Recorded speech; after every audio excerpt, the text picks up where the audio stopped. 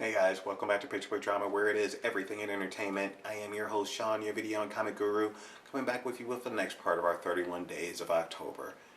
With this series, we're going to be celebrating Halloween. The only way I know how, which is showing you my love of horror films. I'm not a fan of slasher films, and I know a lot of them in this countdown have been slasher films or turned into slasher films. It's mainly because they still had good storylines and good plots, or they were part of a set of things that basically they just happen to be involved with them.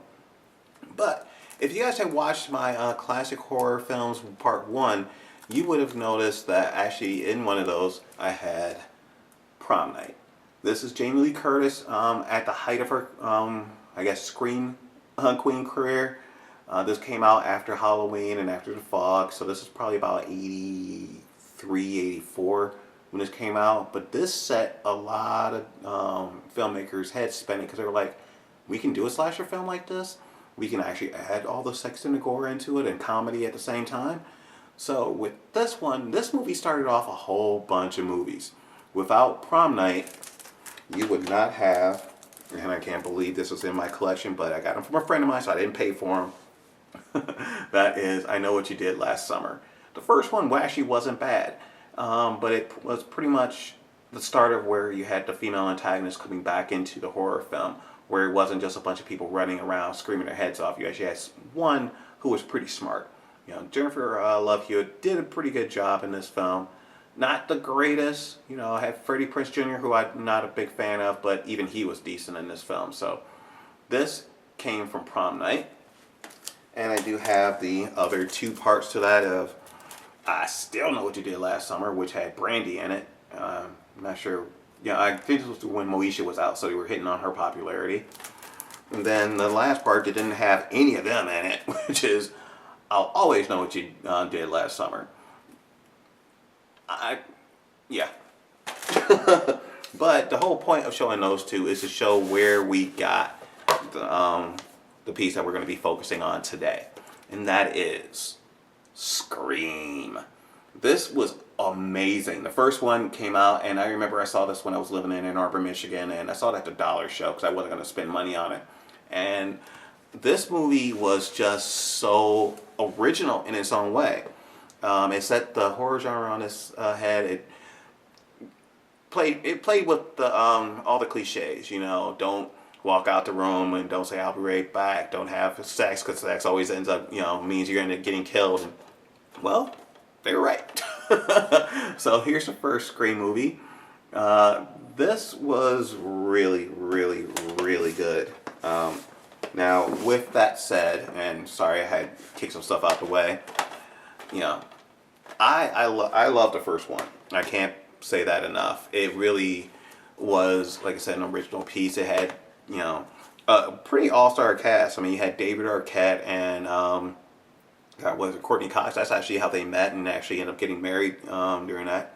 Didn't end well, but you know, they met there. You got Rose McGowan, who apparently wears very thin shirts and is always cold. And then, of course, you had Neve Campbell in it. But it opened up with what is possibly the most redone opening sequence in a movie ever.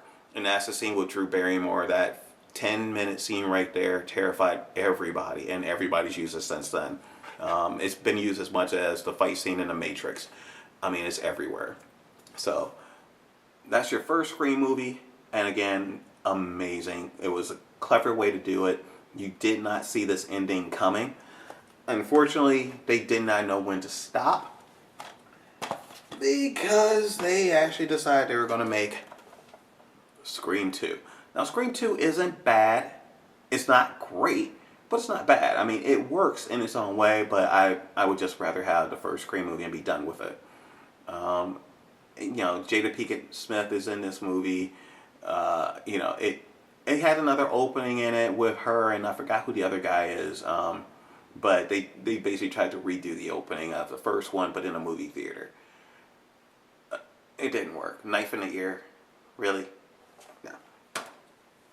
Then what they said was the last one, and this is the only other one I have. I didn't get Scream 4 yet. I just don't want it. But this was supposed to end the trilogy, and it didn't. I mean, it did, but it didn't, because obviously they made another part, but it just fell flat. I mean, you wonder why they did this. I mean, it's like Wes Craven had a perfect movie in that first one. And obviously I like Wes Craven's films a lot because I showcase a lot of them in here. I was going to do a Wes Craven one. If you actually see my YouTube channel, you know I did a tribute to Wes Craven. He made some of the best horror films out there. Him and John Carpenter, John Cunningham for Friday the 13th. Those three guys to me were really huge in the horror world because they created characters that thought for themselves, even though now they don't think anymore. They just run around and scream and get hacked up. But, you know, I would say, you know, if you guys are going to get, you know, any of these movies, get the first Saw. It's definitely worth it. The other ones, if you get them in a box set, I got mine actually at Reckless Records here in Chicago, Illinois for, what, $15. So, I mean, it's definitely worth doing. But, you know, this is the version. If you're going to get one, get this. The DVD Scream Ultimate Collection. They do obviously have the same one on Blu-ray. But if you're not sure, you don't want to spend a ton of money, this is a great way to do it. But that's it. Like I said, I'm not going to be doing reviews so much on them. Just giving an overview of my opinion of why I liked them. Let me know what you guys think. Hit that like button. Hit the subscribe button. Follow me on Facebook and Twitter. I am all over the place. I'd love to hear from you guys. And also, hey, I'm going to be setting myself up where I've actually had some people saying, hey, if you want movies, let me know where to find you. So if you guys have movies out there that, you know, it doesn't matter what genre I'm looking to build my collection.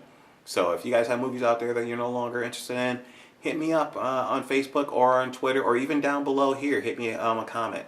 Let me know. I'll be more than willing to see what you guys have. And who knows, I might buy them from you. Or if you just don't even want to sell them, send them to me. I will take them and I will give them a proper home. But that's me. That's the Scream. And I will see you guys next time. Peace.